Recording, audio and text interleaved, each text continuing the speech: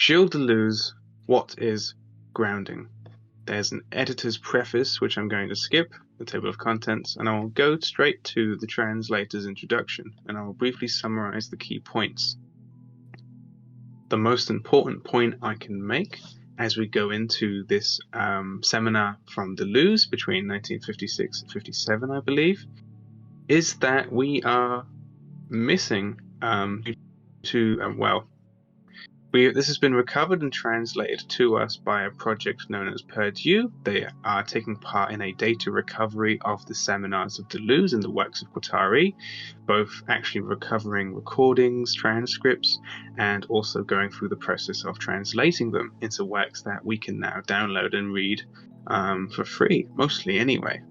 They're still recovering quite a lot of these Deleuzian projects, but most of them are available online on the Purdue website.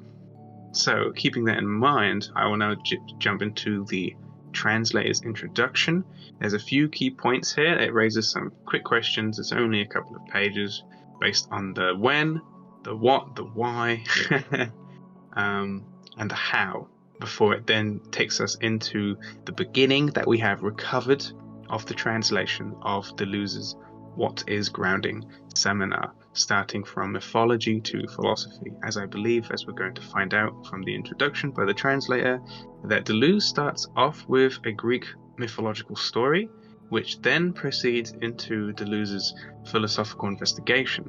But because we are missing, I believe, perhaps the entire mythological story, it's going to be a bit jarring. We're going to be jumping straight into the philosophy section, which will make references constantly to this introduction that Deleuze has.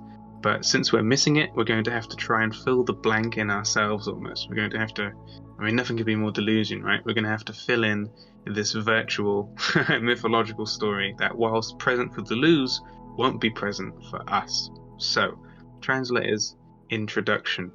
What is grounding? Is a translation of extensive notes to Qu'est-ce qui fonde, a seminar gave in 1956 to 57. It sees Deleuze engaging with a series of philosophers ranging from Plato to Heidegger in order to investigate the meaning, importance, and sheer possibility of ground for both philosophical thought and reality at large.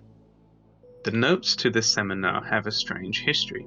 They were originally taken by one Pierre Lefebvre.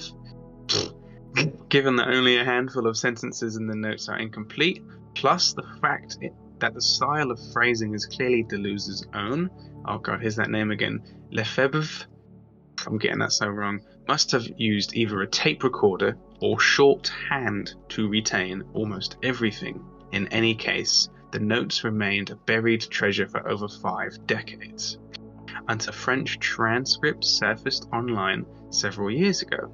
Amongst other places, it can now be found on the website hosted by Richard Pinhas, a famous electronic rock musician and former student of Deleuze, fun fact.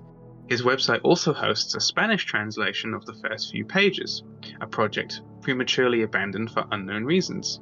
The story in the pages to follow has thus passed, at the very least, from Deleuze to a tape recorder or sheets filled with shorthand, then probably to a typewritten transcript, then to HTML, hypertext markup language, and now to this book. When? Deleuze taught What is Grounding very early in his career. The only texts predating it are his repudiated Sartrean articles from the 40s, the essays Instinct and Institutions, and his 1953 book on Hume, Empiricism and Subjectivity. The seminar is contemporaneous with 2 essays Deleuze published on Bergson, one in Les Philosophes Libres, a volume edited by Merleau-Ponty, the phenomenologist, and the other in Les Études Bergsoniennes. It predates Deleuze's second book, Nietzsche and Philosophy, by 5 years, and Difference and Repetition, one of his first original philosophical creations and concepts, by little over a decade. Deleuze gave this seminar at the Lycée Louis-le-Grand, where he taught philosophy before becoming assistant professor at the Sorbonne, later in 1957. At the time, Deleuze's lectures were already must-see events, and the transcript of the seminar shows why this must have been the case. For what is grounding is no mere tour through the history of philosophy, though a history of philosophy tour it is a tale spun by an extremely talented philosopher who, already in his early 30s, interprets the great problems and thinkers from the history of philosophy in a way completely his own. As a consequence, the reader is not confronted with a mere reflection on what has been said in the past, but rather with a mobilization of resources, or better yet, with a transformation of thinkers and concepts into the building blocks for what will become Deleuze's own philosophy. This is part of the eccentric style of both Deleuze and Guattari that we often call minor literature, minor philosophy, or nomadology.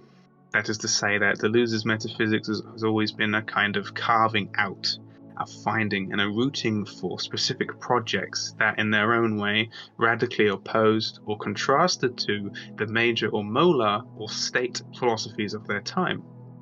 Although in the same way, we are constantly, especially Deleuze, is referring to and responding to problems in continental philosophy and the history of philosophy that have found themselves ingrained throughout history. Here is exactly one of the key cases. Continental philosophy itself has always been one large problem in dealing with Kant and the works of Kant, who Deleuze is going to take us for a little spin through in this text and for almost all of his works. Currently, me and the people at Negative Maps, Jack and Don't Even Dream About It, are reading Bergsonism. And throughout the whole thing, almost every other page is littered with Kantian concepts and Humean references and concepts that Deleuze is constantly trying to tackle with these new and different thinkers, such as Spinoza, Nietzsche, Henry Bergson, and even Marx. And you're going to see that a lot in this seminar, What is Grounding, one of his earliest seminars, and as an extremely pivotal and influential point for what would later become Deleuze's entire groundwork of metaphysics. This is one of the most helpful things you could probably read into getting into what Deleuze is doing in philosophy, why Deleuze is covering these thinkers in this way, how he does it. Although this doesn't have any of his new concepts that you may come to find later on, like body without organs, plane of immanence, the virtual, these all come much later, but these come as part of the paradigm shift, part of the realization that there are certain philosophical problems that need to be tackled, and that these problems have been, in a way, falsely put. They've been badly worded, and Deleuze is trying to do the best he can to find the right terminology, the right conceptual perspectives to put these philosophical problems as they should be put, so that we can find for ourselves much better solutions. Continuing on, sorry. So why? This brings us to the relevance and importance of making this text available to a larger audience. For the translator, there is of course the attractive idea of contributing to what may one day be a complete Deleuze, something we will never have, as he never finished his last grand project on the greatness of Marx, as well as a desire to give others access to Deleuze's guided tour through the history of philosophy. Fortunately, there are also more compelling and scholarly arguments for the importance and urgency of this text, of which I would like to mention here. First, What is Grounding ranges over an impressive array of philosophers and concepts, all organized around the question of ground. Ground should be read in two senses, as Deleuze is equally interested in ground as the sufficient reason for concrete entities, as he is in ground understood as a point of departure or a line of flight, wink wink, for philosophy, in brackets, and therefore in all that follows, are these two the same? Are they even thinkable or possible, etc., in brackets? This investigation involves an explicit engagement with both Hegel and Heidegger, something unique to Deleuze's oeuvre. I'm probably saying that wrong, actually. Both thinkers are treated with appreciation rather than scorn, something that a lot of people that approach Deleuze for the first time definitely likes to think. A lot of so-called Deleuzists, Deleuzians that I come across online love to take this extremely anti-Hegelian perspective, mostly because they read in Nietzsche and philosophy this term Nietzsche is nothing but anti-Hegelian, that the dialectics sucks. The dialectics is gay, so to speak. The dialectics is just a law of negativity, and it has nothing good to offer us. And this could not be further and further from the point of what Deleuze tries to do in using Nietzsche to tackle head-on the problems discovered by Hegel and the problems discovered in phenomenology in response to Immanuel Kant. And this comes up a little bit later on in the lecture. First, we deal with Hume and Kant, after we deal with Socrates, and then we get to Hegel and Heidegger. Both thinkers are, once again, treated with appreciation rather than scorn. And Deleuze obviously uses many insights from Heidegger's What is Metaphysics, and Kant and the Problem of Metaphysics, and also Hegel's Phenomenology of Spirit and Science of Logic as key elements in this seminar. In addition, the reader also encounters philosophers rarely considered relevant to Deleuze's thinking, including Fichte, Shestov, and Bacon, although that last point I cannot say is true. Many know of Deleuze's works on Francis Bacon, the artist. He loves to, in his other lectures and seminars later on at Saint-Denis and at Saint Vincent at Paris 8. He has, oh my god, devoted entire seminars to the works of Francis Bacon, especially later on in his life. This then is the first point. There exists a certain image of Deleuze as a thinker who places himself in a minor philosophical trajectory consisting of, what should here be is Heraclitus, but it's being avoided by the translator, but instead we have Lucretius, I think a post-Stoic philosopher, Spinoza, Nietzsche, and Bergson. And of course we're missing Marx, who Deleuze read in tandem with Nietzsche and found the two to be quite the pair. Among other things, because he tries to avoid Heidegger, Hegel, and phenomenology of large. That's incredibly important. I said this in the last Bergsonism reading, which will be uploaded to YouTube shortly, that a lot of the stuff you'll get in Deleuze, if you are familiar with phenomenology, with Hegel and Heidegger and Husserl, and with phenomenologists like Merleau-Ponty, you'll come to think that what Deleuze is doing sounds often in tandem with the phenomenological project, which is the exploration of the conditions of experience through experience itself. That is to say, understanding consciousness via consciousness. But here the translator tells us he tries to avoid Heidegger, Hegel, and phenomenology at large. And this isn't true. It's not an avoidance. It's not a repression. I mean, my God, Deleuze is a fantastic psychoanalyst thinker too. He's very familiar with Freud, and he knows about philosophical repression and avoiding and trying to forget certain aspects of philosophy. No.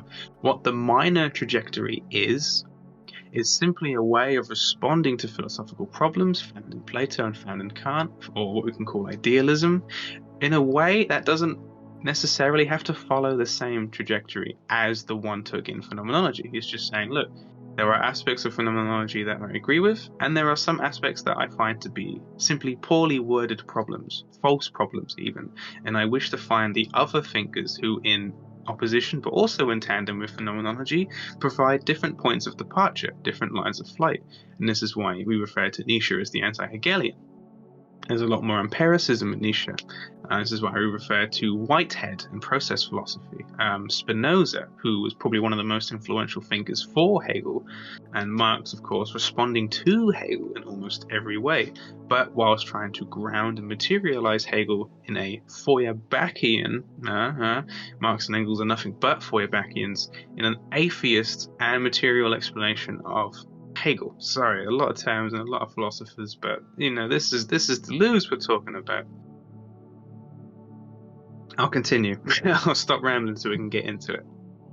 What is grounding shows this image to be false. First, because we see clearly how Deleuze's so-called enemies are in fact his resources and counterpoints, something that I tried to explain earlier. And second, because his historical predecessors turn out to include not only more philosophers and therefore more problems and concepts.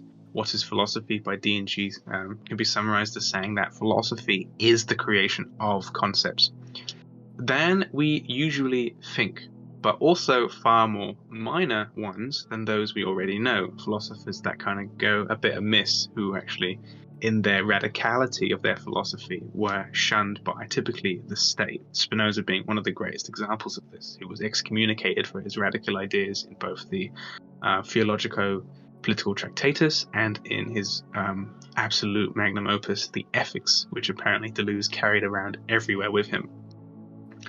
Second, What is Grounding introduces key concepts for the later works in which Deleuze presents his own philosophy.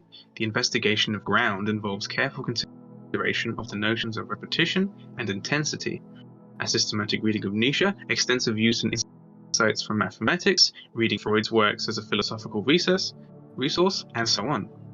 This makes What is Grounding a highly interesting introduction, supplement, and companion to Deleuze's later works, especially to difference and repetition.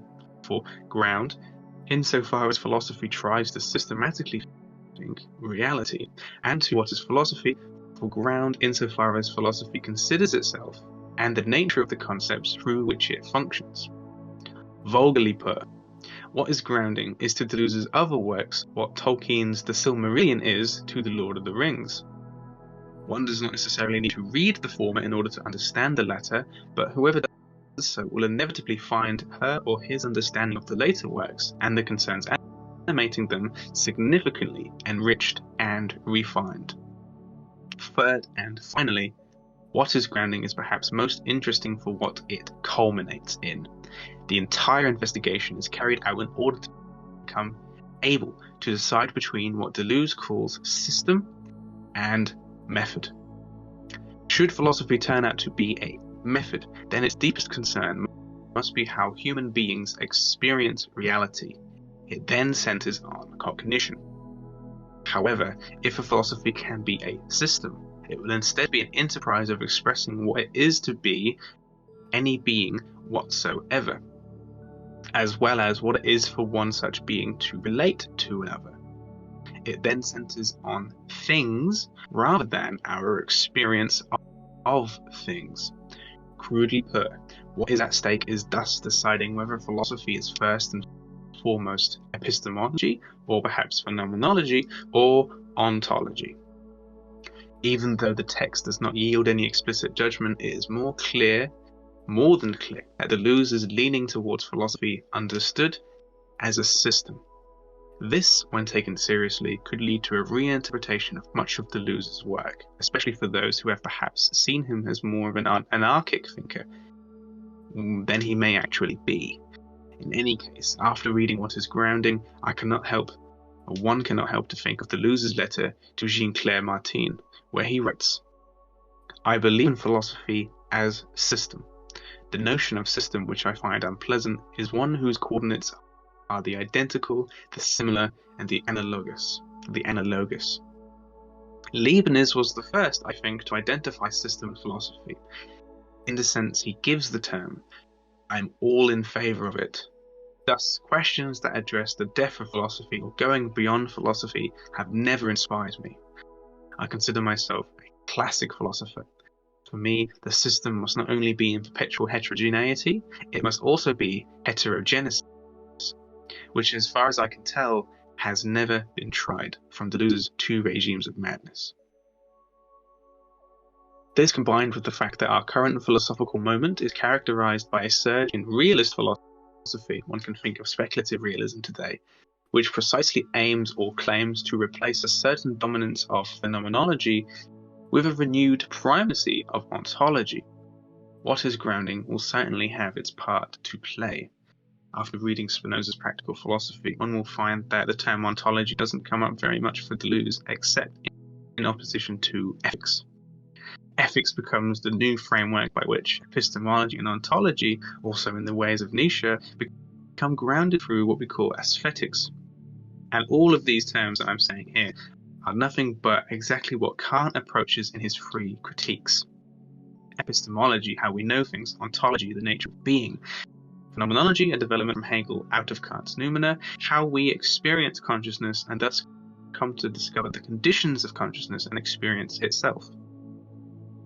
Ethics, aesthetics, becomes the critique of judgment, which has to do with beauty, value, all these concepts that we don't necessarily find to relate to any much grander, pure metaphysical framework that talks about what being is, what nothingness is. Aesthetics seems to be quite a playful Not so philosophical system, but I think as Deleuze develops himself and develops these philosophers, the minor philosophers, you'll come to find that all of these terms rarely ever get used. Epistemology, ontology, blah, blah, blah, whatever.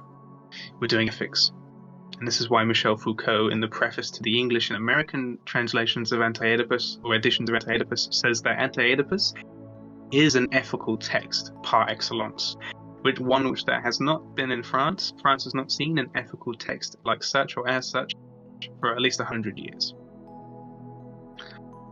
Readers are kindly asked to keep in mind the following points when reading the translation. The French transcript contains minor errors in spelling and punctuation. The translation aims for accuracy and not for fluency. All footnotes in the text have been added in by the translator. The French transcript is organized into chapters and sections, but not in a coherent way. Especially the fourth chapter of the seminar is problematic in this regard. To compensate, the translation adds new headers and sections. In addition, it is perhaps best that the reader is aware of several decisions made regarding the translation. Connaissance, an incredibly important term for Henry Bergson and also for Deleuze's reading of Spinoza, is translated as knowledge or cognition, depending on the context. Coherently using either one was impossible. Deleuze often uses the term in reference to Kant, of course, where urgentness, of which connaissance is the French translation, I'm not German or French speaking, sorry, I'm going to murder these words, indicates more than knowledge in the contemporary sense of a truthful proposition. For example, in the Critique of Pure Reason, Kant clearly holds that there is such a thing as false erkenntnis. The solution then seems simple. Translate connaissance from erkenntnis with cognition, and translate savoir from wissen with knowledge. Wissen being a very important concept in German, for Hegel especially, Wissenschaft, which comes to combine both what we know by knowledge and what we mean by science.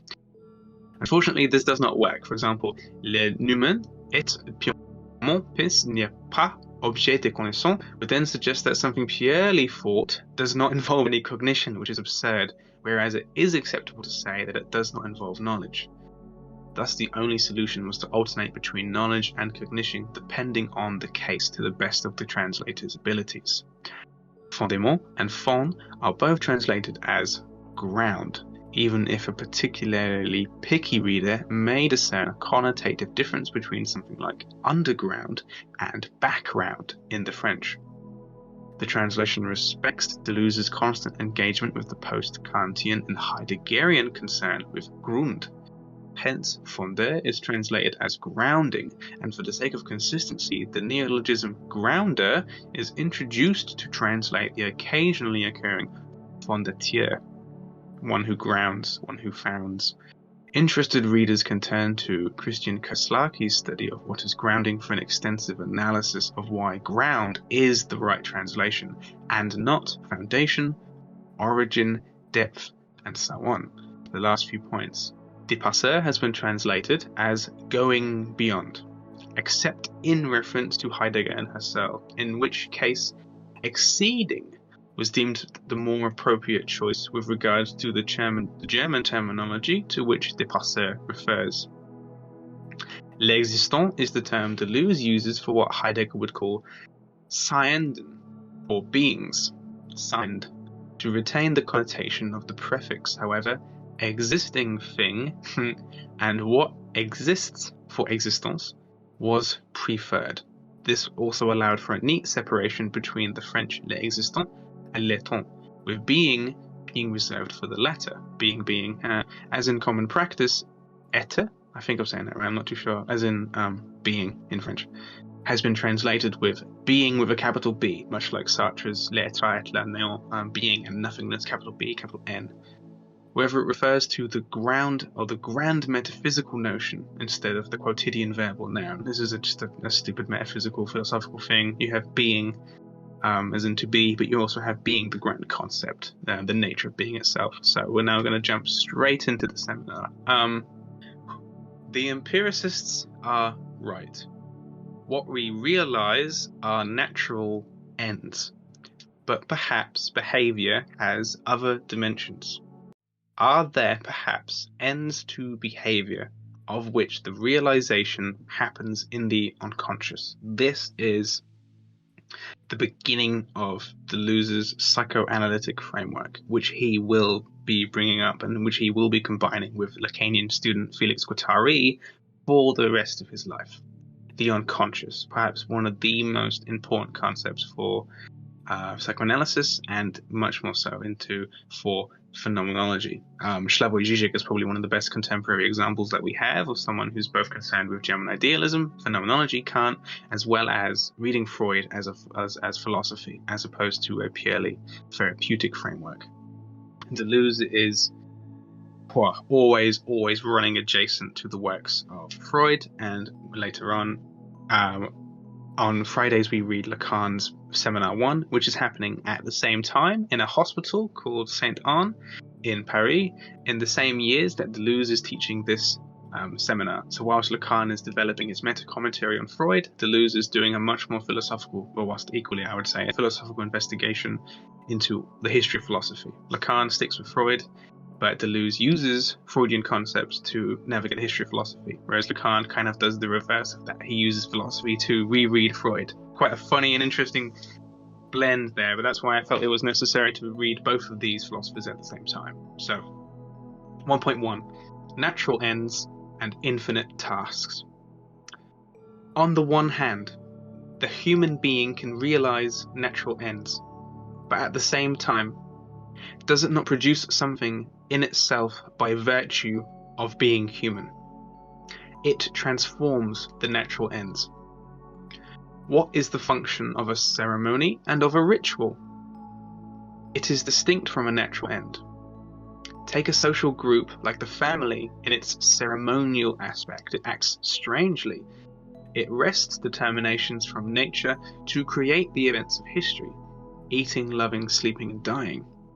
The function of the family is the sharing of food, sexuality, sleep, and death. Death is a determination of nature, but the family makes it a historical event by collecting it in memory. Here we are seeing some works that Deleuze will read from Hegel using Bergson.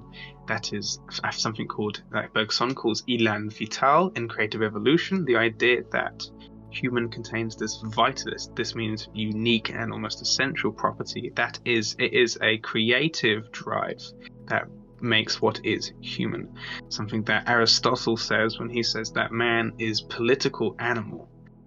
The human is in a kind of paradox with nature. There are natural ends, things that we can say occur purely in nature, and there are things which the human does, which we can call artificial or synthetic, which take those natural ends and skew them, turn them.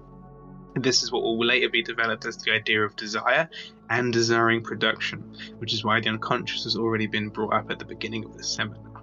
This ritual activity must be called ceremony, also reason bataille. Similarly, sexuality becomes a spiritual event. I'm just going to quickly read this footnote that reminds us. The introductory portions of this seminar are missing. Deleuze began by bringing up the foundational heroes of mythology, such as Odysseus. For example, under the form of consent, nature is raised to the level of history through the ceremony. It is at the same time that the human being transforms and that it realizes natural ends by indirect means. If you're familiar with Hegel, you'll start to hear quite a lot of stuff already. If you're familiar with Marx and Feuerbach, you'll come to hear quite a few things that you're familiar with already. That history is man's nature as such. History is a departure from nature into the human being. That's something that Deleuze will also come to critique, but develop much later on when we get to Hegel. Thus, human behavior has three poles. Natural ends are natural ends which are being transformed, but natural ends subsist in themselves outside the ceremony. This is how the human being realizes them. But if the human being does not realize natural ends, this does not mean that they do not exist. They do not lend themselves to realization, because the transformation of natural ends into cultural ends, another human aspect, renders them infinite. This must be taken literally. The dead whom we love are an inexhaustible task for us. It matters little if we distance ourselves from that. It remains no less infinite. Saying I love you instead of I desiring you is to propose an infinite task. Thus, this does not present itself as something to realize. But what is it for? People will say these tasks are only thought or felt. If, then, mythology is the imaginary, something psychoanalysis tells us, it is because infinite tasks are not to be realized. Mythology presents us this state of infinite tasks, which ask for us something else than their realization. We will get to it. This is the key language here. Natural end, something that occurs that we can say without the human in nature, and the infinite task, which is what the human being does as a human being, as eland vital, as the creative being to nature. It finds an infinite task within nature. The ceremony, this is the example that we've been given here, like the family, is a form of the human that the human has taken to organize themselves and relate themselves to nature by taking nature and making something else of it. But what this making of nature is not to be realized. That means there is no single thing, that anything that nature provides us was meant to become, something Aristotle calls teleology. Nothing has a single purpose. Everything has an infinite potentiality. Everything has what you can call infinite tasks. Everything has the potential for one human being to take one way and for another human being to take another way. And we call this process the ceremony, or the ritual, by which we take a natural end and do something else with it. The gods spend their time drinking a drink reserved exclusively for them. I believe this is called ambrosia. We find the sense of this in trying to live as symbol. The immortal gods spend their time drinking, and there are initially two groups of superhumans who struggle to become gods. Here we're talking very much about Greek mythology. At stake in the struggle is the drink which renders immortal. So the gods are immortal because they drink. It is the transformation of the natural end, drinking, into an infinite task. If the gods would stop drinking, they would no longer be immortal. The purpose which infinite tasks serve is that they only allow the human being to realize natural ends in a way that will no longer simply be direct. This is why cynicism, Greek philosophy, is anti-philosophical. You probably know Diogenes the Cynic, one of the many great key historical figures. The cynic must be taken at his word. What allows for the trap, the detour that the cynic sees? It is precisely that the cynic denies the transformation of natural ends into infinite ends. If you've read Beyond Good and Evil, Nietzsche starts with a critique of Stoicism. He says something along the lines of, Stoics, they say we want to live according to nature, but how could you do anything else? Everything that you do is according to nature. To say such a thing is probably the most blasphemous thing you could say, live according to nature. And this is cynicism influenced Stoicism quite a lot. It basically means to give up pretty much everything to restore yourself to as much of a natural state as possible. There's a great story where Diogenes, who having nothing but his clothes and a bowl, trying to bestow a philosophy which he doesn't want anything, he doesn't want to carry anything with him, to have nothing, comes across in the city a child who is using his hands to drink water from a fountain, to which Diogenes sees this and slams his bowl on the ground and took the realization that this whole time he carried a bowl with him to drink and to eat from, but he could have used his hands the whole time. This is perhaps the cynic philosophy par excellence in a story, in mythos, but also as a very real historical thing. It is precisely that the cynic denies the transformation of natural ends into infinite ends. That's what this means. The cynic goes and returns us to nature, natural ends, whereas everything else that we do is an infinite end. But natural ends are not yet ends of reason. They are values, sentiments, which are felt and lived, such as I want to, drop everything. I don't want to possess anything.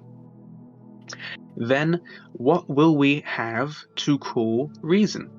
If, for their part, natural ends present themselves for realization, and this time it will be infinite tasks which demand to be realized. They will become the proper end of reason, not nature but man. This is what happens when thought commits itself to realizing itself. Philosophy.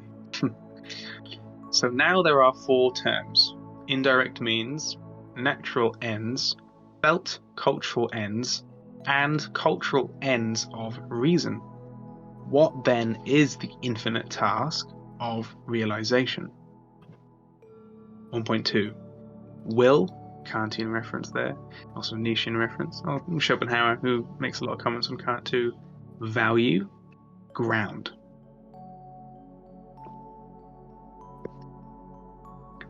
Kant and Hegel say that the will contemplates itself or rises to the absolute when it is the will to freedom.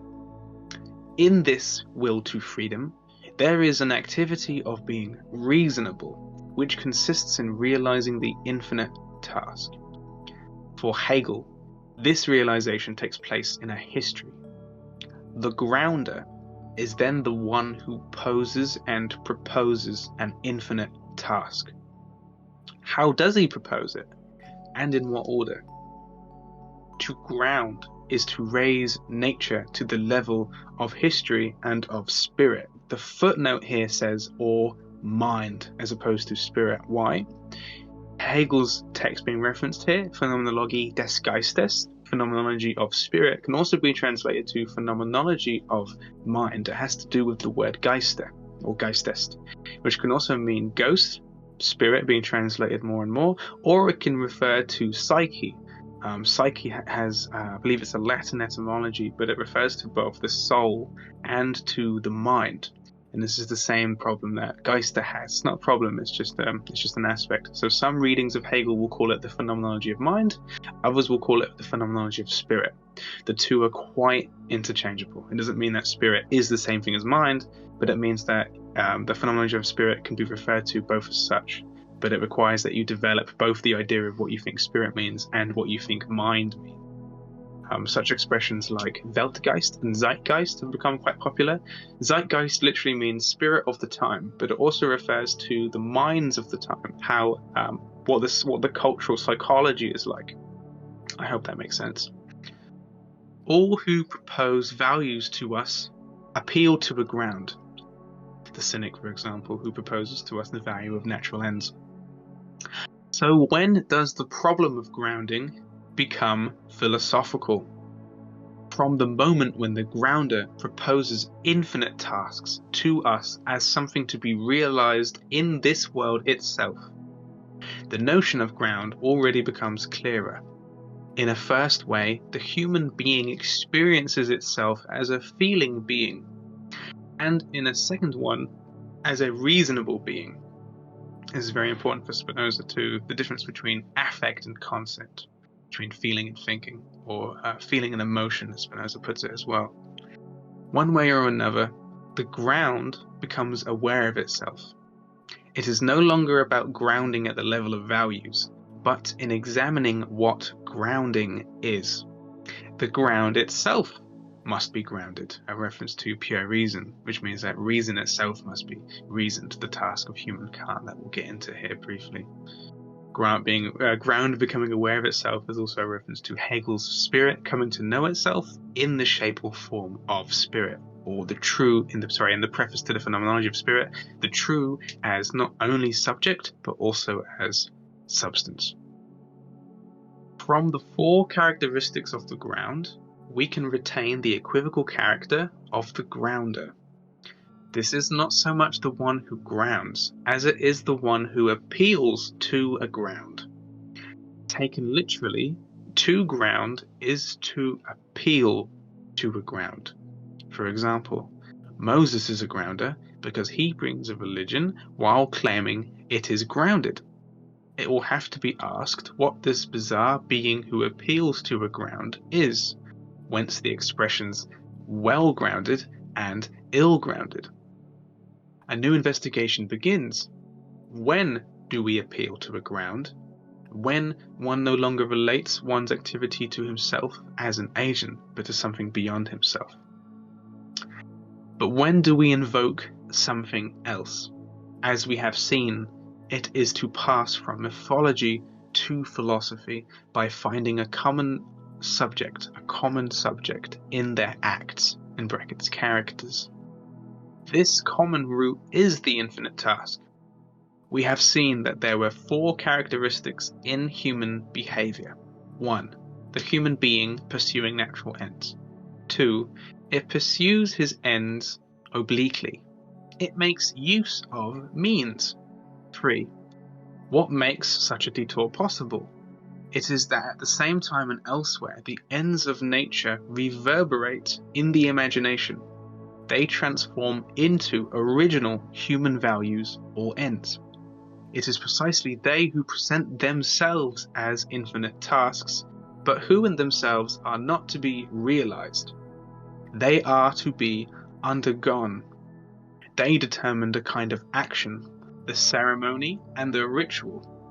These are what permit the indirect realization of the ends of nature. The human being is already a grounder. We answer the question, what is grounding for? Number 4. These original ends of the human being are not yet those of reason. Reason as supreme end could only present itself to the extent that the infinite tasks themselves become things to be realized. Values have an extremely ambiguous character. It always seems as if there is a sort of mystification in them. See the philosophy of values. The notion of value has been created by Nietzsche in The Will to Power. For him, there is no truth, there are only evaluations, what we now know as transvaluation too, which is the evaluation of evaluations. To affirm that everything is value is to present a mystification which must be destroyed. Whence Nietzsche's polemic. Conversely, the philosophers of value refuse this mystification, but there it is all the same. We no longer know what we talk about. Cynicism is wrong because it wants us to stick to the ends of nature. This is what Nietzsche says at the beginning of Beyond Good and Evil. Whereas values are the rules of an indirect determination of the ends of nature. What it gets right is that values are only a means, but submitted to the tribunal of reason, values become the end of the reasonable being. This is a transfer. No longer is nature the natural end, but through the infinite task, value becomes its own end, an end in itself, what we can call cultural end as well. Realizing the human being has no sense. So how does the conversion work? The infinite task as value was a content of the will. It concerns something else than a simple desire. To love is first of all to want, on the level of values. The will had a content exterior and heteronomous to it, in brackets Kant. I want to drink is something else than I desire to drink. Here we're talking about the categorical imperative. But then the will is still exterior to the content of the drink. The conversion is simple.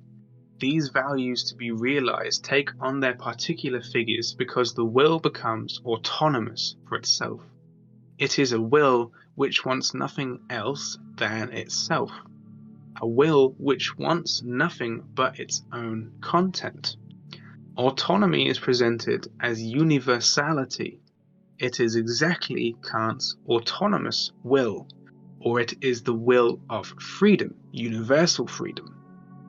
The Kantian morality in the critique of practical reason, or the second critique, consists in saying that there is a freedom of the will when it wants, and wants nothing else but freedom. Something you'll come to see in Stirner's most famous work, Der Einzig und der Eigentum, or Eigenheit, which can be translated as the ego and its own, or the unique in contrast to the ego and its property. Stirner's philosophy here is that the ego, or the unique, doesn't have, isn't limited to anything. All property as such are nothing to it, because everything belongs to it. Everything belongs to the uniqueness of the ego. But this is just as a German translation problem here we have with Einzig and Einzig and Eigenheit, between uniqueness, the ego, which we use to translate it, and property. Anyway, I shall continue, sorry. The diversity of values came from their being transformed natural ends. Values are transformed natural ends. They were still attached to natural ends. We call this genealogy. But when the will determines its own content, there is no longer a diversity of values. Grounds are no longer infinite tasks presented as values. The foundation became conceptual, and we passed from mythology to philosophy. Now for point 2. This one isn't too long either, so I'll rush through. I'll stop at 2.2, Hume to Kant, and we can do what it is that we want to do with this text, because Jesus, it's a big one. 2.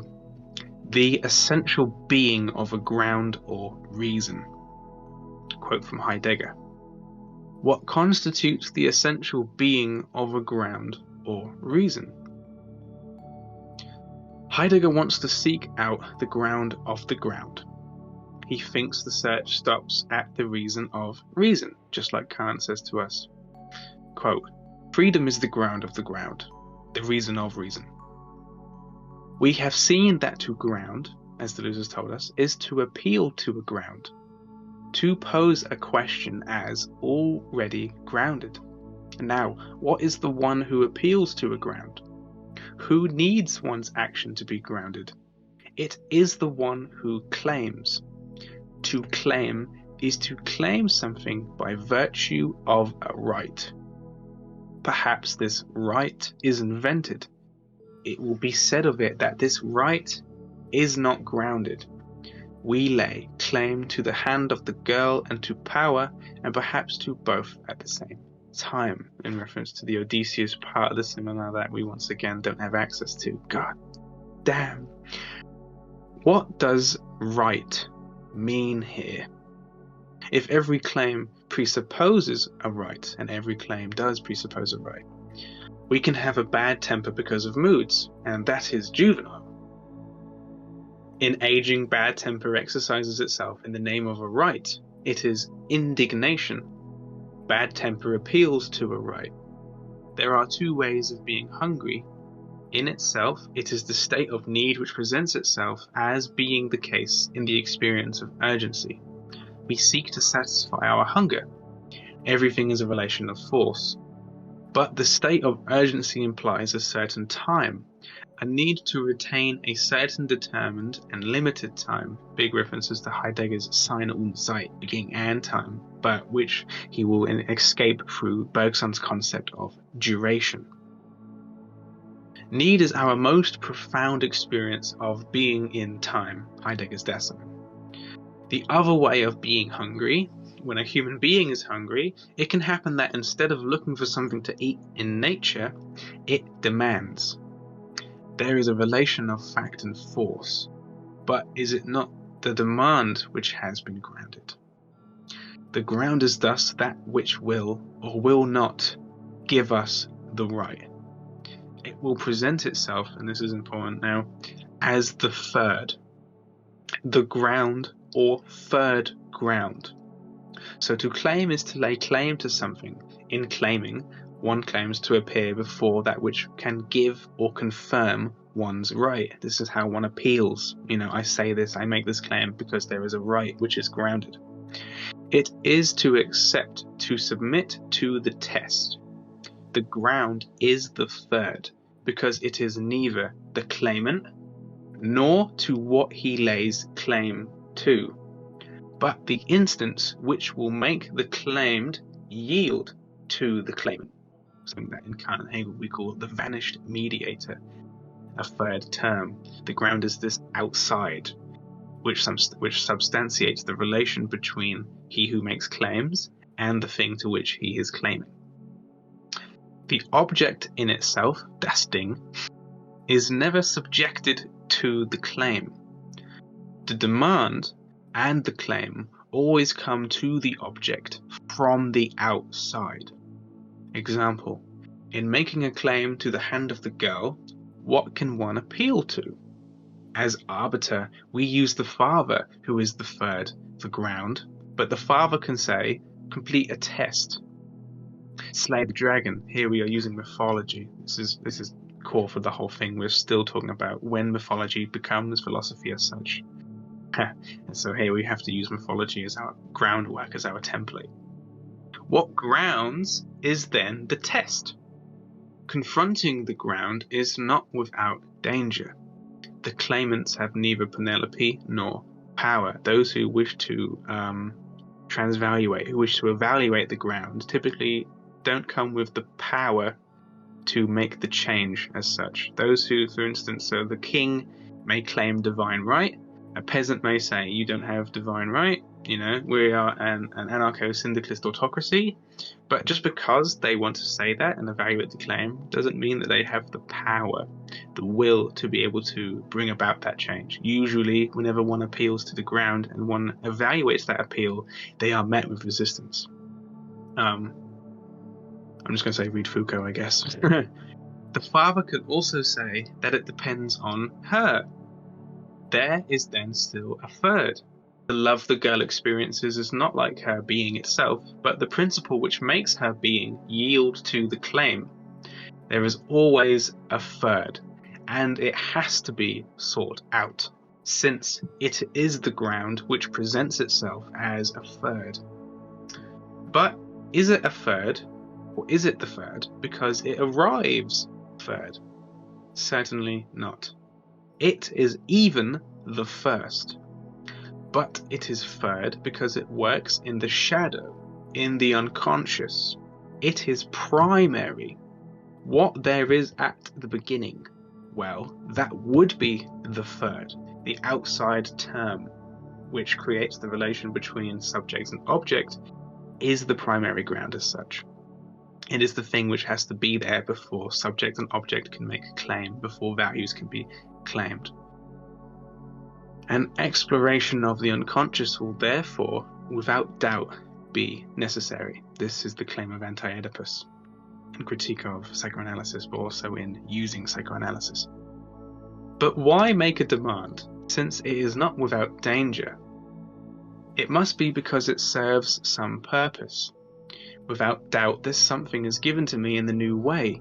Moreover, appealing to a right is to lose time. This loss must be compensated, but in the detour, do we not risk losing sight of what we claim? Why do the philosophers say of the ground that it is a third? A more philosophical definition, therefore. The ground is the instance invoked by and in the demand of the claim, so as to yield the thing to this claim. Question. On account of interesting myself in what yields the thing to the claim, will I not simultaneously risk losing sight of the thing itself and of myself? This is exactly how Zizek reads Hegel. He says that you have an object and you have you never have direct access to it. You always have a kind of blurred vision. But he says if you were to clear this blur, if you were to have direct access to it, you will find that the object itself disappears. You lose the blurriness, and then you lose the object with it too. So we're now at 2.2 Hume to Kant. We've covered a lot. Does anyone have any questions or anything they would like to bring up before we continue and try and get through Hume and Kant?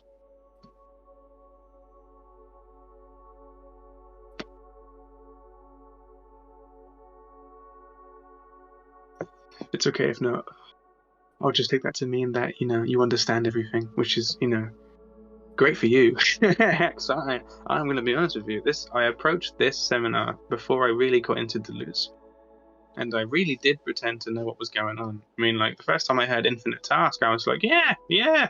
But, coming back to doing this with you all, with this reading within the seminar, I was a little bit frightened because reading more with Deleuze, the more I've come to realize that I don't have an idea what's going on.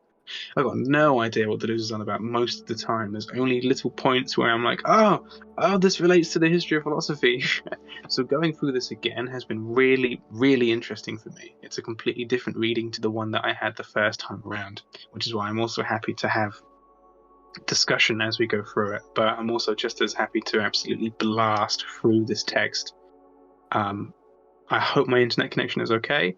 I hope there hasn't been many pauses or cuts in the reading. If so, I do apologize. That will be something that will get progressively better as I earn more money.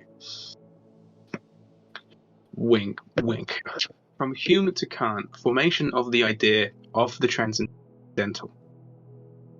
In his own way, Kant had a position such that the problem of the ground was posed in relation to the claim. It is a mysterious notion of Kant, the transcendental. To understand this, we must historically depart from Hume, to whom Kant owes much, even though the former was an empiricist. Why? Why does Deleuze say this? Kant says this in the Prolegomena, or the groundwork to any metaphysics. He says, Hume's a treatise on human nature and an inquiry concerning human understanding, Kant says, it woke me up from my dogmatic slumber. Up until Hume had written the inquiry concerning human understanding, Kant regards himself as being asleep. He never had a single thought. He was dogmatic. Then Hume releases this text on epistemology, and suddenly the spirit of Kant wakes up. He has to now present to us a full, 4-part critique. I always nearly forget the fourth critique, which is very, very difficult. Still, it's very rarely brought up. Apparently, it's quite a henological text. I'm not getting into that right now. But absolutely, Hume is an empiricist. He's talking about very much scientific basis for philosophy. Empiricism means truth and value derived from observation. That's what empiricism is, and it still leads to what grounds of science today, using observation to create what we can call truths, or at least truth in the sense of understanding causational relations between phenomena. And science is nothing but taking a group of phenomena and trying to do its best to, through observation, explain the causes between said phenomena, the conditions for said phenomena. And so Kant's transcendental idealism is a direct response to Hume's conclusions of empirical realism, which is that we cannot have pure access to the reason of reason. We can only use observation to make the best claims that we can, which will always be inductive and hypothetical. Kant wants to wake up from his dogmatic slumber to rise to exactly this claim of empirical realism through the transcendental. Kant will discern that the problem of the ground must be posed otherwise. Hume had not seen it, but it is thanks to him that Kant continues.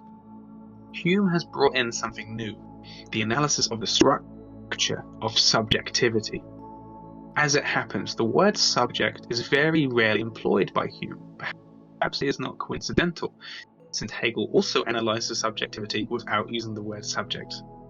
In the preface to the Phenomenology, he does though, but not very much after that. He then uses the word being, as do most ontologists or whatever, and phenomenologists. It is the same with Heidegger, who goes even further and says that the word subject must not be used. We must designate it with the essential structure that we have found. When we have defined the subject, there is no longer a reason to talk about it. Heidegger and Hegel tell us that the subject is self-developing through alienation. Hegel analyzes it dialectically. To self-develop is self-transform, etc. What we call Aufhebung, or negation of the negation, which has a lot of definitions to it, such as transcendence, overcoming, whilst also at the same time retaining something essential. The essence is mediation, absolutely an important term for dialectics and for Hegel. Heidegger says that the essence of subjectivity is transcendence, but with a new sense. It used to be the state of something which was called transcendent. With Heidegger, it is the movement of self-transcendence. It is the mode of being of the movement to what transcends itself. Marx makes the same claim in the Grundrisse when he refers to the absolute movement of becoming. Hume wonders, what is knowing? He tells us it is to go beyond the given. This is a rationalist claim to empiricism. Knowledge is defined as going beyond. Analogy of the three authors. To know is to go beyond, because it is to say more than what is given. I say the sun will rise tomorrow. This is Hume's treatise on essay on human understanding. This is what it's all about. The sun will rise tomorrow. It is a judgment posited as true. The sun will rise tomorrow. It implies, so it seems, the affirmation of something which is not given. It is, for example, always or tomorrow, which is not given. What is given to me is that the sun has risen plenty of times, and I know that in the past it has not ceased to rise. This is Hume's claim, his ultimate claim. This is what we call habit. Because I have experienced it previously, empirically, for observation, I can therefore make claims based on this experience through my use of habit. And this is where Hume stops. He says we cannot go beyond this. We cannot get to a pure understanding of what is beyond the given, because it is beyond what is given. But we can use what is given, and this is what we call phenomenology at least, to assess the very conditions of what is beyond the given.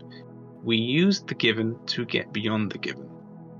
Hegel says we do this dialectically, but Deleuze wants to help us find other ways of understanding this too.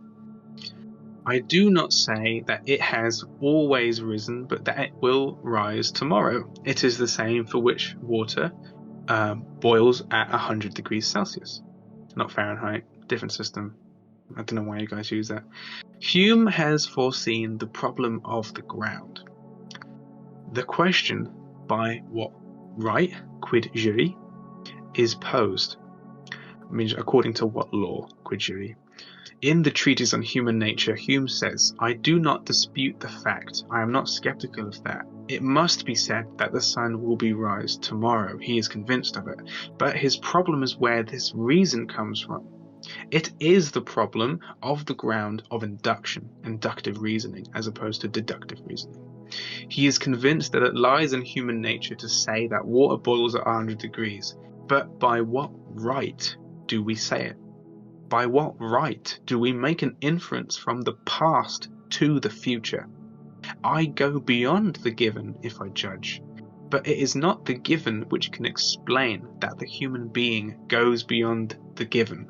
Like I was trying to say, it's the thing with metaphysics. You always end up with wordplay, and this is why Wittgenstein tells us that metaphysics is nothing but linguistic confusion, just philosophers saying words they don't really understand. We cannot go beyond the given using the given as such. This is the problem that we're at. This is the resistance that we're at with what is grounding. Hume stumbled onto an extraordinary problem. He poses the problem as follows. To know is to go beyond, and that which we have already called a claim or a demand. But where does that come from? And it is to ask what grounds knowledge.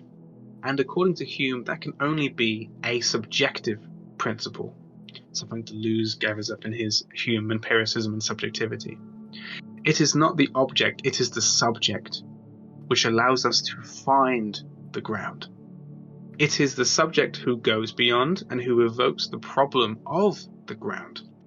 And what grounds knowledge thus cannot be sought on the side of the known object.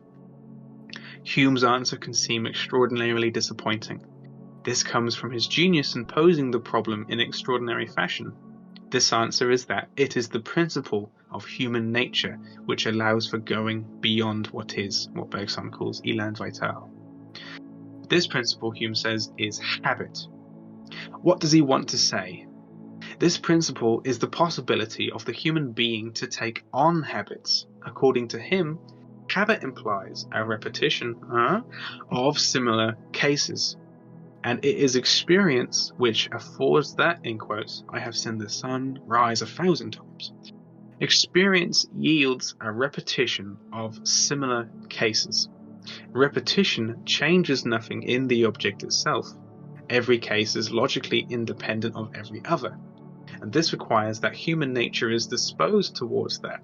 Hume has posed the problem in general terms, but he has not responded to it. The principle seems psychological to him, subjective. In this sense, without Hume, there would not have been Kant to retain the legitimacy of the ground. Kant will push the problem to the end and will go beyond this psychological interpretation. For Kant, the ground must be a subjective principle, but it cannot be psychological. It will be a transcendental subjectivity. Kant mentioned something he noticed. There is this curious fact. The subject does not just go beyond the given, but the given also abides by this going beyond.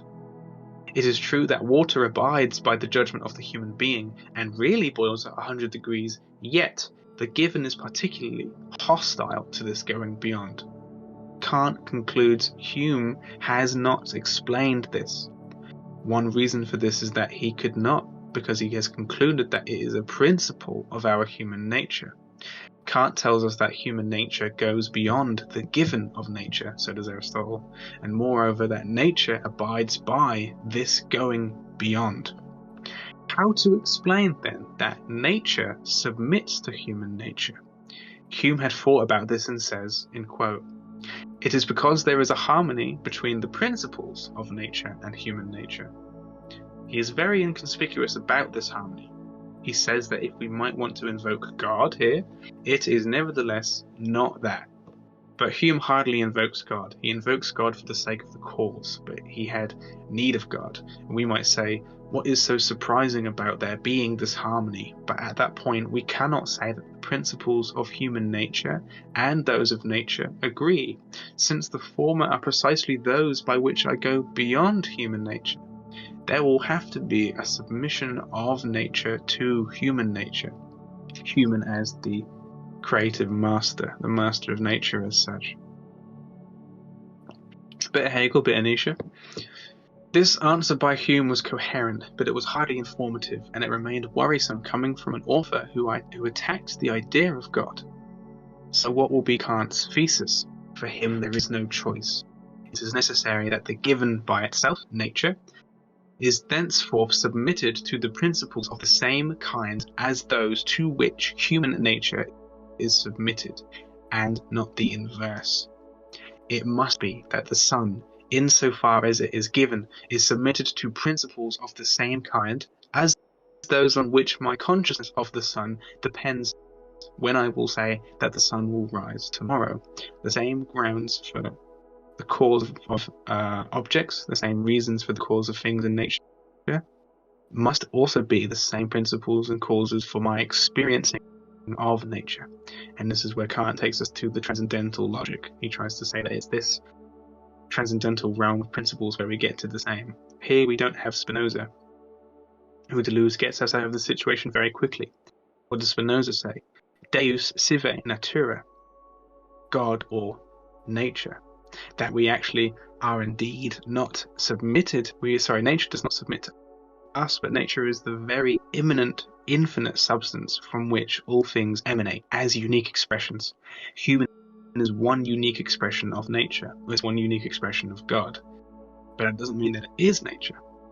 And this is something that will get to be explored in metaphysical monism. But right now, Deleuze is tackling with these guys head on before he gets into Spinoza. Nevertheless, philosophy has always been a bit of theology. Unfortunate for those of you, most people who I know come to philosophy typically come out of an atheist sphere, especially those who like Marx and Nietzsche, which means the idea of doing theology is usually a bit of a bummer. But I promise you, there's a lot of good in theology, especially when it comes to understanding philosophy even more. The ground can therefore not be psychological. Now, the principle, according to Kant, must be the principle of the submission of the given to cognition, connaissance. The principle which renders cognition possible, which grounds it, must at the same time render the submission of the given to that same cognition necessary. The principle is thus no longer psychological, because it was only so to the extent that it was merely the principle of knowledge, connaissance again. Whence Kant's paradox, therefore, the ground is subjective. but it can no longer revolve around you and me. The subject is not nature. What Kant will call the transcendental subject is the subject which will distinguish itself from empirical or psychological subjectivity, because it will account for the fact that the given submits itself to going beyond what I carry out. What renders cognition possible must render the submission of the given to the same cognition necessary. In the Kantian style, what does this give us? In the Critique of Pure Reason, only in the first edition and removed from the second because it was too clear and could lead the reader into error, we find it at last. It is the text on the three syntheses, the second section. The synthesis of the manifold has a triple aspect. This is sticky. I hate Kant. These three aspects are synthesis of apprehension in the intuition, synthesis of reproduction in the imagination, and synthesis of recognition in the concept.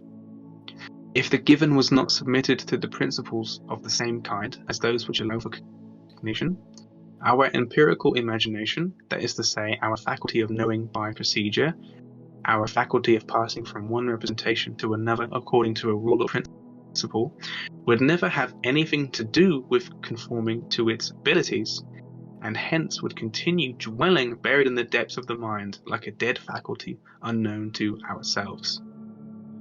From Critiques Kant of Pure Reason. So the next section is purely on the characteristics of the ground in Kant's first Critique of Pure Reason. So much more Kant. I know we've done a lot of Kant already, we've said that name a lot, but this is grounding, and unfortunately continental philosophy is a response to Kant, so it does well to deal with him head on. Does anyone want to say anything? Does anyone want to ask anything about that last section or about this seminar before I try and crack on then with 2.3 and Critique of Pure Reason? Yeah, it is difficult. I know. It's a difficult text. It's hard to know what to even think about it. The question that I think the whole time is something like, what's the point? Why are we talking about the ground again? And that is the question. Why are we talking about the ground? And it's a question that also goes alongside, what is it? Because we can't really ask why if we don't know what. And this is for Deleuze just simply a paradigm shift as a perspective. It's how to view a specific problem, that of subjectivity and of knowledge, that of epistemology and ontology, throughout the history of philosophy. Later on, after Kant, we get back to Socrates, which is quite fun. We return to Plato in that aspect, who's one of the first, perhaps considered the first philosopher, which I disagree with because there are the pre-Socratics. But he is in the sense that he always combines questions of epistemology, of knowledge, to questions of ontology, to questions of being and subjectivity, to spiritual and theological things, and to ethics, questioning God, questioning nature, questioning what is right, all at the same time. And this is what grounding helps us do too. It helps us use a concept, find a concept, which helps us to put into perspective, into a framework, into a system, the history of philosophy as such. So it is dense. It's a long chronology. We're talking 2,000 years worth of philosophy being done in a single seminar, and a seminar that's not that long either. But I hope you found some use of it already so far, and I hope that as we continue, we'll come to see how this concept just gets more and more developed, and how one's understanding of the history of philosophy itself can become more and more developed. So now, characteristics of the ground in Critique of Pure Reason. The three major works of Kant, Critique of Pure Reason, Critique of Practical Reason, and Critique of Judgment. They are in order of the ground of knowledge, morality, and living and art, or aesthetics. On the level of the first book, transcendental subjectivity remains a logical demand, transcendental logic. He tells us that knowledge is a fact. It is a fact that there is mathematics and physics. Fact is that cognition succeeds. The question posed by Kant is, under what condition is cognition possible? But what are the conditions of possibility, quid jury? It is a completely original position, since it is a fact that we cognize. We cannot escape the idea that objects must be submitted to principles of the same kind as those which govern cognition. Cognition is not separate to the principles that objects are themselves submitted to. The idea of transcendental subjectivity must be inferred from a state of affairs. That the idea of transcendental subjectivity is indispensable is not to give it a being in itself. The two other books specify the richness of transcendental subjectivity. In Kant, the ground has three characteristics: conditioning, localization, and limitation. 1. The ground is a condition. The condition is that which renders possible. It is therefore a curious notion, since it concerns cognition. There is a principle which renders cognition possible, and the classical problem of possibility completely changes sense. The possibility is the condition of possibility, and for the classical philosophers, the possible is the non-contradictory. The square circle is impossible. This is a Platonic principle. That which does not imply, and that can be read as does not imply contradiction, that is possible. That which isn't contradictory is possible. Only that which is non-contradictory is therefore possible. 1,000 things are not contradictory, and nevertheless not real.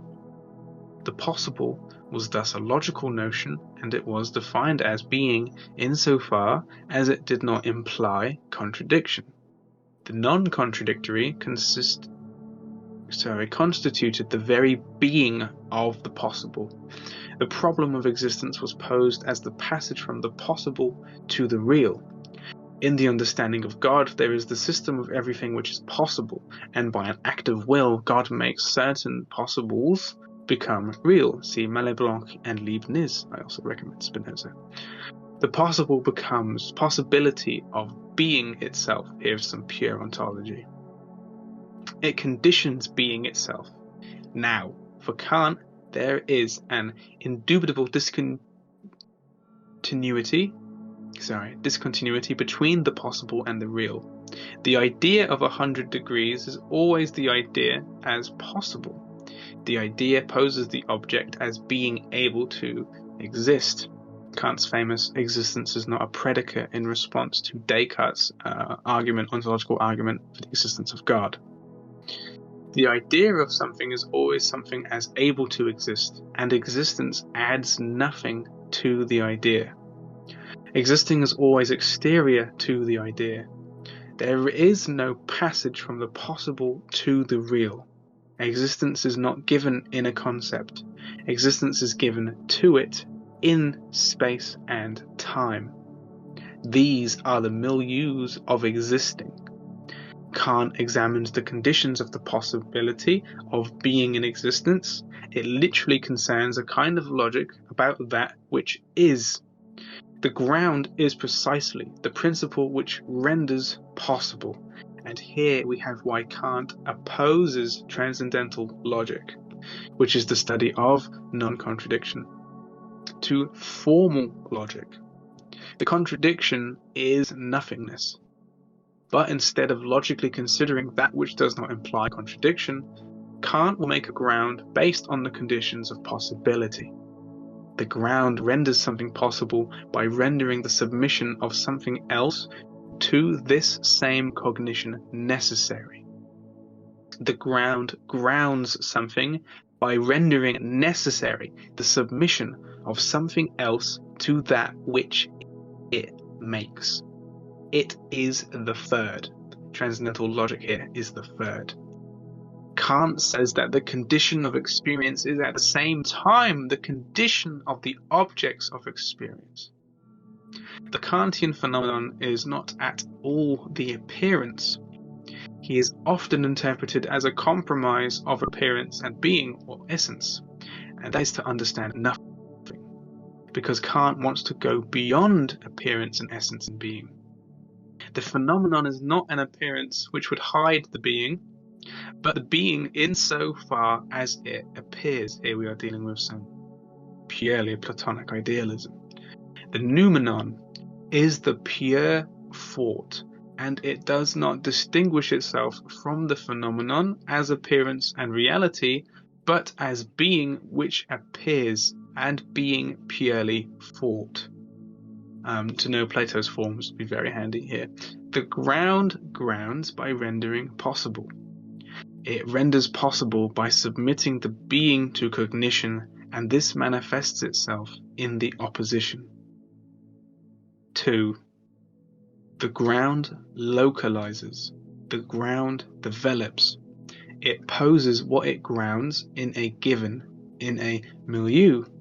Cognition is precisely in the milieu, and almost in the milieu of that which it knows. Now it cognizes phenomena. Phenomena purely means that which is perceptible, which is opposed to Kantian noumena, which means that which is just out of the reaches of perceptibility.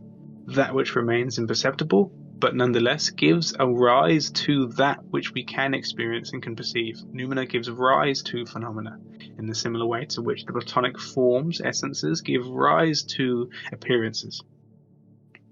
Being in essence gives rise to existence and appearance. In rendering cognition possible, the ground situates knowledge in the domain of phenomena. It will be cognition of phenomena. There is only phenomenal knowledge. The noumenon, being purely thought, is not an object of knowledge. So what is grounded? Cognition is situated in a milieu defined exactly by what was essentially related to cognition, whence an amazing formula. Cognition only begins with experience, but cognition does not derive from experience. Kant goes beyond, or pretends to go beyond, the empiricists and the rationalists. For the former, consciousness only begins with experience. Kant agrees with them. I cannot tell before the experience whether the sun will harden or melt the clay. But the empiricists have forgotten that knowledge does not derive from experience. What grounds in experience is not what we know in experience. What renders cognition possible is not given in experience. And this is why these conditions are transcendental. I do not know why any object. I do not know any object a priori. This means before the experience of it, as opposed to a posteriori, which means with and after the experience of it. These are the two most fundamental concepts that come out of Kant's critique of pure reason in response to Hume. Hume comes up with what we call analytic and synthetic statements. Kant says, let's take these further. We also have a priori and a posteriori statements. I've done a video on that on my Insta. Hey, I must wait for the experience in order to know. This is empiricism. Nevertheless, I still, a priori, know something about the object, that it will be in space and time, and that it will fulfill certain conditions at the same time, conditions of cognition and conditions of the object of cognition. That is to say, I know of each object that it is submitted to causality, that it is one and multiple. These are Kant's transcendental categories. But what are the conditions? The one, the multiple, and causality are categories. Kant makes a table. He has 12 of them, which don't include space and time. These are the universal predicates or attributes which are attributed to all possible objects. This is Kant's grounding. So I do not know any object a priori, but I know a priori all the conditions to which any object whatsoever is necessarily submitted. The ground must allow for knowledge and a knowledge of phenomena. 3. The ground limits. It imposes a limit on knowledge. If I claim something a priori without experience, I thereby go beyond the limits of knowledge. And when does one make such a claim? When one does metaphysics. When I think that the categories, instead of being conditions for phenomena, give me knowledge of an object in itself, instead of saying that each object is submitted to causality, metaphysics thinks that the principle of causality will make something known independent of experience, the soul, or the world, or God. Whence the famous themes of the Critique of Pure Reason is a critique of metaphysics, not because he wanted to replace it with science, like scientists do, but because he wants to replace it with a transcendental logic, to replace philosophy as science by a reflection on the possibilities of science. The idea of science is not scientific. Only a philosophical analysis can justify this idea, the ground of knowledge, by giving it foundations beyond which it cannot go. The enemy of cognition is not just error, being wrong. It is threatened from within by a tendency, an illusion, according to Kant, to go beyond its own limits, the belief by which cognition can go beyond itself. In the last part, then, Kant tries to show us that our questions about the world and such are false problems, a very important concept for Bergsonism. We're now at 2.4, Heidegger and Kant, which is only another couple more pages. Well, 3-4 more pages, so I'm happy to get through that and then finish. Does anyone want to ask anything before we now do Heidegger after Kant on this whole section on Kant and the Critique of Pure Reason? I'm happy to develop on some points if you like. These three senses, what were they? Limit, condition, and localizes. Yeah, the ground conditions, localizes, and limits. These three senses are also found with an author who, in this sense, is not wrong to appeal to Kant. Heidegger, also Husserl, huge influence for Heidegger. For Heidegger, the world is the structure of human experience, Dasein is being in the world. Then the notion of world can no longer be separated from the human being's way of being. This way is transcendence or exceeding, going beyond. And the word transcendent no longer signifies a being exterior or superior to the world, but an act. Human existence exists as transcendent. Heidegger distinguishes that which we exceed and to that which we exceed. Transcendence is the essence of subjectivity, and he replaces even this word with transcendence, subjectivity. That which we exceed, insofar as the human being has a body and such, it is an existing thing, among other existing things. But the human being is not an existing thing like the others, because of this power to exceed. And what is exceeded is the existing thing itself. It is what has been created. Towards what is it exceeded? Towards the world. But this towards what does not exist independently from the act of transcendence. What is exceeded is surely the totality of created things. But that towards which we exceed is the world as a structure of subjectivity. Here we find Heidegger's fundamental distinction. The existing thing and the being of the existing things, between ontic and ontos. All philosophers except Kant have treated being as something which is. That should be italicized every time. Heidegger reproaches them. He goes as far as saying that it is essential to metaphysics to treat being as an existing thing, and its history is that of forgetting being. I mean, this is, time, Sein und Zeit, being in time. Summed up pretty well. The being of the existing thing does not come down to any existence, not even that of God, as pretty much entirely prior all metaphysics had theologically grounded itself with. It is the being itself of what appears. It is that in which each apparition, as such, finds itself grounded. The privilege of the human being is precisely to exceed the existing thing and to place itself in relation with being. The human being is the shepherd of being. Nevertheless, the human being is amidst the existent things.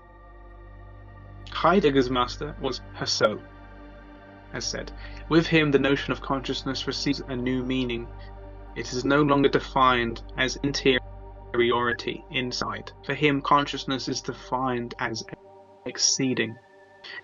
All consciousness is consciousness of something else, which is a paraphrase from Husserl's Cartesian relations. He says, The word intentionality signifies nothing else than this universal fundamental property of consciousness. To be consciousness of something as a cogito, to bear within itself as cogitatum. So pretty much all of Husserl's phenomenology and much of Hegel's too responds to the Descartes, what we call the Cartesian cogito. Cogito ergo sum, I think therefore I am. The cogito simply means that the subject that we refer to is cogito. It is a thinking subject, which also meant for Descartes in solipsism that we therefore cannot talk with certainty anything about the world or about our senses. We can only talk with certainty about our own consciousness, which phenomenologists directly respond to and disagree with in many ways. This is the notion of intentionality. Could Husserl preserve the idea of consciousness to the extent that he renovated the idea of subjectivity? Is Heidegger not right? In any case, it is based on this new Husserlian conception of subjectivity that Heidegger will conceive of the world. The triple notion of ground then becomes clear. By exceeding, human existence brings about the world. It institutes the world. 2. Take human reality as a foundation. The human being is in the world at the same time that it makes the world happen. It is in the middle of it. Moreover, it is invested in what exists, because in order to exceed what exists, one must still be attuned to its tone. Grounding, number 3, signifies motivating. Heidegger develops the theme that all motivation finds its root in transcendence. Posing a question about what exists presupposes an act of transcendence. 4. Whence the identification between transcendence and freedom?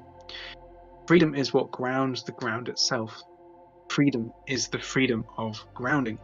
It is the reason of reason. So to quickly read this footnote from Heidegger's Path Marks, which is a good introduction to Heidegger and his introduction to metaphysics. As finding itself, Dasein, existence, is a term that Heidegger comes to use when referring to being, as experienced phenomenologically, is absorbed by beings in such a way that, in its belonging to beings, it is thoroughly attuned by them. Transcendence means projection of world in such a way that those beings that are surpassed are also already pervade and attune that which projects. Sartre develops this further in Being and Nothingness, but there are many contentions with that. I might do that another time, a bit Sartre. What is the difference between the Kantian thesis and that of Heidegger? I mean, we have already seen the resemblance, and the difference is very peculiar. Though the influence of Kant on Heidegger is evident, and nevertheless there is a change of tone. It exists so that no misinterpretation is made of Kantianism. Kant's phenomena are precisely what exists. It is what appears, and not the appearance. Now, why does Kant oppose phenomenon to noumenon? Because he is the first to not have confused what exists and the being of what exists. How to conceive of the relation of the two subjectivities. With Heidegger, the transcendental becomes the structure of empirical subjectivity itself. Only this becomes the essential structure. The transcendental is reduced to transcendence, to exceeding. Perhaps transcendental subjectivity thereby loses its importance. In Kant, it rendered cognition possible because it submitted sensible objects to human cognition. But the transcendental subject is what renders transcendence possible in necessarily submitting the phenomena to this operation of going beyond. The transcendental subject is that to which transcendence itself was immanent. With Heidegger, on the contrary, what disappears is the distinction between transcendence and the transcendental. With him they are identified up to the point that what grounds is no longer distinguished from what is grounded.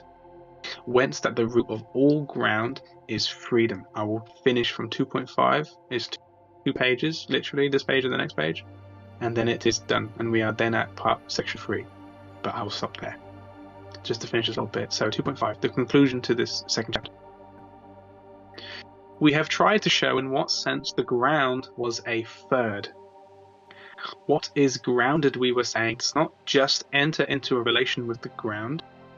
It grounds something in giving it to something else. So, for instance, we just had here, Husserl says that consciousness is consciousness of something else. That means that there is always a transcendent, an outside, an exceeding point or condition to consciousness itself. What grounds possibility, and grounding is all about possibility, is something exterior to that very ground itself. And Kant calls this the transcendental, and Heidegger does some funny stuff with that, because Husserl, after Hegel, who just tells us to respond to Kant, that was Hegel's job. We should respond to Kant, and we should do it with all our force. Husserl wants to return phenomenology back to Descartes to question transcendence and the cogito, and Heidegger just tries to flesh this all out. And he wants to restore all of this to the previous thought of metaphysics, which we call ontology, the study of being, the study of the nature of what is. And he wants to also bring in this notion of time, which is important for Kant and important for the sciences at the time. When you have Henry Bergson, his Time and Free Will, when you have Einstein's theory of relativity, and Kant himself in many ways, and Leibniz, critiques Newton's absolutism and his notions of time and force. Anyway, sorry. The entire problem is knowing what the nature of this other thing is, this outside third, this ground.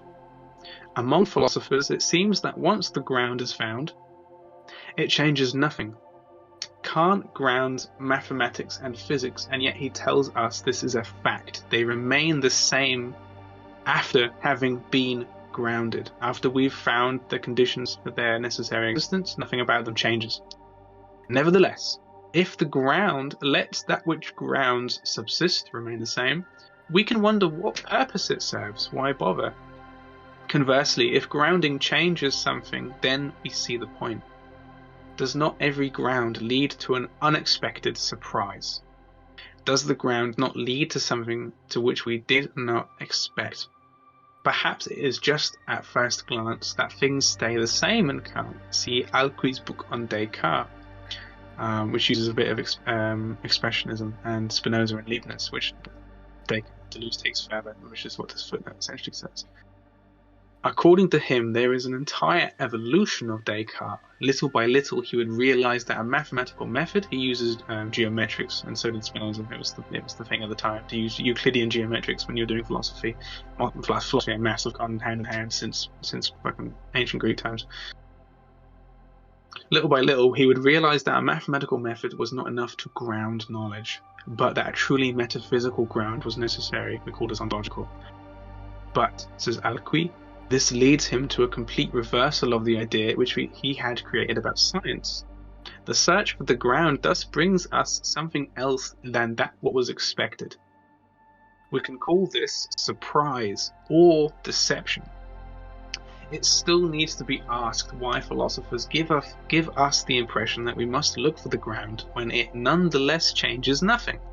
Problem of Kant. But precisely with him, there is a separation.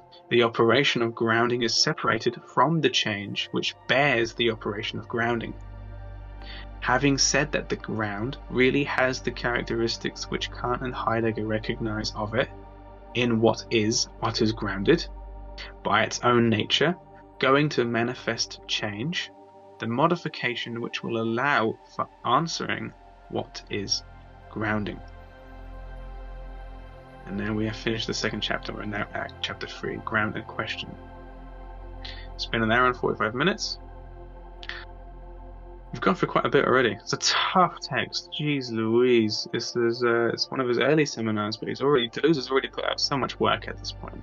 But from this point, it's only going to get more and more complex. It's only going to bring in more and more ideas. But here, truly, in this question of what is grounding, we will also find the grounding for Deleuze. We cannot forget that this is Deleuze we're talking about, and although this may be a tough and rigorous philosophy of history, this is Deleuze's grounding of the philosophy of history. This is Deleuze's grounding. This isn't just the grounding, this is his grounding, and this will be important to further elaborate and explore his works and him as a subject, as a thinker, as a philosopher. So, this looks intense. Oh, sorry, I probably look really weird on the camera. I can't see myself. You know, that's just a gift for you guys. Any questions? Any notes? I don't know if I heard someone just turn up, in which case I apologize for you, because this probably seems like a bunch of words, real word salad. To which I say sorry. If you want to ask anything, I can try and help within the next 10 to 15 minutes. I've stopped the reading essentially, but the floor is open for questions and for discussion about what we've just read, and for Deleuze overall. That was me, bitch. No, I don't really have any questions since I only appeared for the last 2 pages. What did you think? What did you think of the last 2 pages? They were so good. No, it's just talking about grounding. That's right. What is grounding? Well, I don't have the grounding for that, so I can't answer that. Ooh, cheeky. Yeah, that's correct. That's because you weren't here. That's okay. Thank you for joining. So, as I just said, basically, this is it's just a history of philosophy, and Deleuze is going, how do the philosophers of the West, as we know it anyway, ground, I know, right? Epistemology, how to know things, and ontology, the being of things and such. And in order to get us to Deleuze's concept of ground, he's taken us from Plato to debate between Hume and Kant, then to Heidegger, and now we're still on this reading between Kant and Heidegger, and the bridge that gaps the two, is Husserl, but we don't mention much of Husserl. He's just been referenced as, the guy that bridges the gap. So we're now talking about, and we have been talking about, transcendence, the transcendental, which if you are already Deleuzian, you come to be like, what? Transcendence? I thought everything was about immanence. I thought we were Spinozists. I don't like this word, transcendence. It's not right. But you have to work through Kant and Hume to get to anything reasonable, right? Anything reasonable. Absolutely. And this is what Deleuze says. You have to go through, unfortunately. You can't really get around these things. If you do, you're going to miss something important. And this is what grounding is. And what we are doing at the minute with Bergson, the idea of intuition as method. That you have to precisely go through, which means to realize that what you're seeing, which is usually a dualism, philosophy does this all the time, Descartes did this, there's a dualism between mind and body. Intuition goes through by saying, how do we ground these two? And this is where later on Deleuze will get his later concepts onto a single plane, onto a plane of immanence, but also later on in his life he comes up with the concept of the transcendental field, which comes to mimic what he finds is as the virtual in Bergson, that which is transcendent to immanence, but also that which is kind of transcendent to transcendence. Metaphysical wordplay, don't like it, I hate it, but that's what we're here for, right? The point being, from Hume to Kant to Heidegger, is how can we know what conditions knowledge, if what conditions knowledge is precisely outside of knowledge? How can we know what gives us the right to make claims, truth claims, if the very ground for what gives us the right to make these claims is outside of what is given? And this is how we start with Hume. He says, we can say with right that tomorrow the sun will rise because we've seen it 100 times before. But what actually gives us the right to say that something in the future will happen because of what we've experienced in the past? What gives us the right to go beyond what is given using what has been given to us? And this is what begins Kant's entire project. This is what begins Kant. Kant wakes up from his dogmatic slumber. Kant was like, I sleep. And then Hume wrote the essays on human understanding. And then Kant was like, I wake. And now we have the 4 critiques of fucking bullshit. But they're exactly responding to this. Because Hume wants to say, sorry for chatting on, I'm just summarizing for everyone now, we're still recording, that what grounds this, what allows us to actually say that we can go beyond what is given to make statements, true statements like mass exists and the sun will rise tomorrow, is something a priori, and is something that we can call transcendental logic. And this is what grounds our subjectivity. The subject is defined by the transcendent, and that's just a word that gets developed and chucked around, but means not very much on its own. Hume wanted to say, actually, as an empirical realist, that we can't go beyond what is given, and that's what empiricism is. That you can only rely on experience, on what we call a posteriori, to make claims. You can only say through habit that the sun will rise tomorrow because I've experienced it before. So you really have no right. The only right you have is to say, well, I've already experienced it, so it's probably going to happen again. Kant hates that.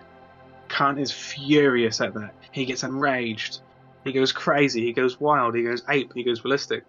And he writes these huge-ass 900-page tomes of philosophical inquiry to solve epistemology, to solve ontology, and to tell us that metaphysics is whack as fuck, but so is empirical realism, and that we have to do something else, that which Kant calls transcendental logic. And that is something to which pretty much all philosophy today, that we call continental philosophy, has been nothing but a reply to and a response to. So, any questions? I'm like doing the briefest of reading through parts of chapter 2. I'm just like doing my homework, like right in front of me. Look at the big words. Look at the big bold black words, and then hopefully we have some help. It's formatted quite nicely. Yeah, that was the translator's job. This was not how it was laid out at all. This is how the translators and the editors have decided to section it for us. Trans people keep winning. Be winning. Otherwise, it wouldn't have titles and points. It would literally just be like none of the numbers either, none of the footnotes. It would literally just be these words. And the amount of times that Deleuze repeats himself and repeats something from a previous chapter or from a previous section is insane. This thing is mostly repetition, right? I mean, that's the most Deleuzian thing I guess I could say. But seriously, I want to read something new, but it feels like I've been reading him explain what grounding is, right, for the last 40 pages, which isn't, I guess I shouldn't expect otherwise, right? We're doing what is grounding, but fuck me, I thought you'd say something different by now. Maybe he'll get to the ing part after talking about the ground for so long. Yeah, that's right. You've also got the grounder, which is very important. You don't just have ground, you have what is grounded. You don't just have ground, you have grounding. And then you don't just have grounding, but you have grounders.